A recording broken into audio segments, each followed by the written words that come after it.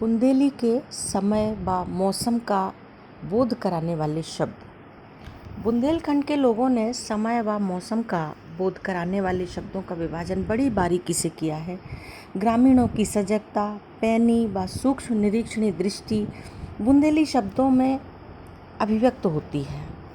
बुंदेलखंडी शब्दों द्वारा सूर्योदय के पूर्व से आकाश की गतिविधि देखकर समय का विभाजन अत्यंत सटीक व सार्थक है। सबसे पहले तारा उगे, शुक्र तारा उगता है जो कि सवेरा होने की सूचना देता है। यह तारा ब्रह्म मुहूर्त में उदय होता है, इसे प्रभात तारा भी कहा जाता है। फिर भुक भुको, उसके बाद भुनसारा, चिड़ियाँ बोलने लगती हैं। पूरब की ओर कुछ उजास दिखने लगता है, तब भोर होती है। प्रभात या उजेले का होना पौ फटने के साथ आकाश में प्रकाश की हल्की पीली आभा चहुं दिस फैलने लगती है। सवेरा हुआ, प्रत्यूष बेला आ गई, दिन उगे। सूर्योदय का समय ब्रह्म बेला या उषा काल कहा जाता है। दिन उगने के बाद जब सूर्य ऊपर चढ़ जाता है तो कहते हैं दिन चढ़े बेला, और एक पहर बीतने पर दोपहरिया होने लगती है। 12 बजते बजते जब सूर्य ठीक ऊपर आ जाता है तो दोपहरिया खड़ी हो जाती है। ग्रीष्म ऋतु की खरी भरी दोपहरी का समय टीका टीक दोपहरिया कहा जाता है। और जब ये गर्मी तेज व असह्य हो जाती है तो चिल्लाटे की दोपहरिया कहते हैं। दोपहरी ढलते ही तिपहरी शुरू हो जाती है और फिर अथोली जोर। इसके बाद दिन लौटे का समय प्रारंभ होता है। बुंदेली में संध्या की प्रक्रिया काफ़ी लंबी है। दिन का चौथा पहर दिन ढलानी बेला, लौलैया, सूर्यास्त या अंधकार होने के कुछ पहले का समय है।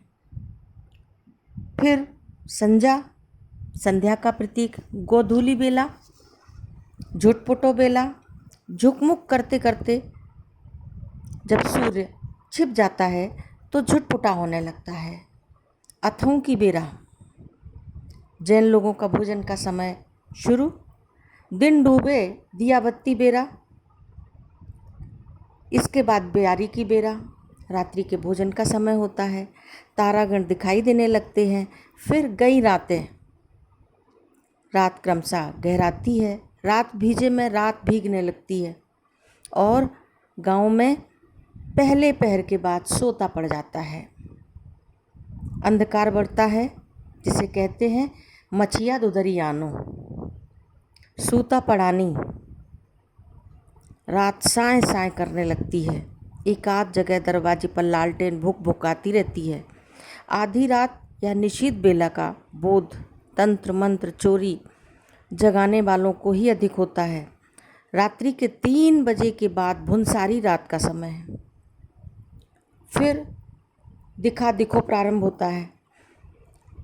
इस प्रकार से बुंदेलखंड वासियों के लिए ऋतु चक्र का विशेष महत्व है।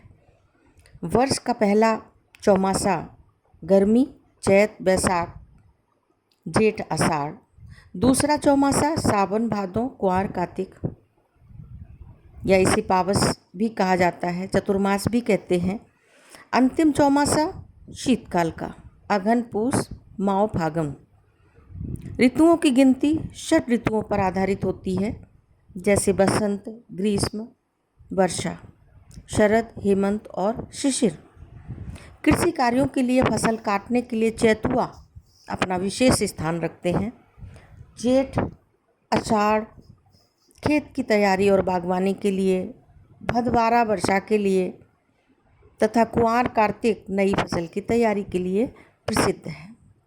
बुंदेली के सर्दी गर्मी बरसात के शब्द सापेक्ष बोध प्रखरता से प्रकट करते हैं। बादल छाए हों आकाश में तो कहते हैं बदरू को, बदरा घम, बादलों में से फूटती हुई धूप, थिगरा बदरा, बादलों के टुकड़ों का बोध। घामों के द्वारा धूप का पता लगता है। घमौरी वह धूप जो बुरी न लगे। घमौरियाँ तेज गर्मी के कारण शरीर पर होने वाली छोटी छोटी फुंसियाँ। कोरो घाम प्रातः व शाम की धूप जो तेज ना हो। घम छैया धूप छाया का मिश्रण है। उगार में आसमान साफ दिखाई देता है। फागुन का जाड़ा गुलाबी ठंड जिसमें गर्मी सुहावनी लगती है। चैत में चिनचिनाहट शुरू हो जाती है। बैसाख में तपन बढ़ जाती है। लू गर्म हवा लपट के झोंकों के साथ झकर चलने लगती है। जेठ में सूर्य वृष के हो जाते हैं। तापमान चरम सीमा को पहुंच जाता है। तब रातें तवक उठती हैं। आषाढ़ में पानी कभी झला, एक बार पानी बरस के रुक जाए, कभी पीटा को खूब जोर का पानी गिरे, रिम झिवाबो हल्की बूंदों वाला पानी बरसना, सूदी बूंदन बरसबो हवा के रुक के बिना पानी गिरना, झलाझल बरसबो जमकर पानी गिरना, उर्वतियाँ बहबो इतना पानी कि मकान की छतों से पानी बह निकले, पौरा चलबो सड़कों बा गलियों का भर जाना, बादर दबबो पानी के साथ बादलों का उमड़ना घुमड़ना। आषाढ़ में बारिश के बाद उमस होने लगती है। कुंवार का घाम बड़ा तीखा हो जाता है। कार्तिक से रात सियाराने लगती है। पूस और माघ में चिल्ला जाड़ों पड़ता है। ठिठुरन होने लगती है। सुर्रक के द्वारा बहुत ठंडी हवा छेदने लगती है। माउठ जाड़े के दिनों में पानी का बरसना, कौर कोहरा दबना जनजीवन को प्रभावित कर देता है। इस प्रकार बुंदेली शब्दों की न जाने कितनी सूक्ष्म अभिव्यक्तियाँ हमारे सामने जब अभिव्यक्त होती हैं तो आश्चर्य होता है और हमारे ज्ञान तंतुओं को ये शब्द झकझोरने लगता है। हरगोविंद गुप्त जी कहते हैं कि लोकजन पृथ्वी पुत्र हैं, उनके श्रम और तप से पृथ्वी ठहरी है।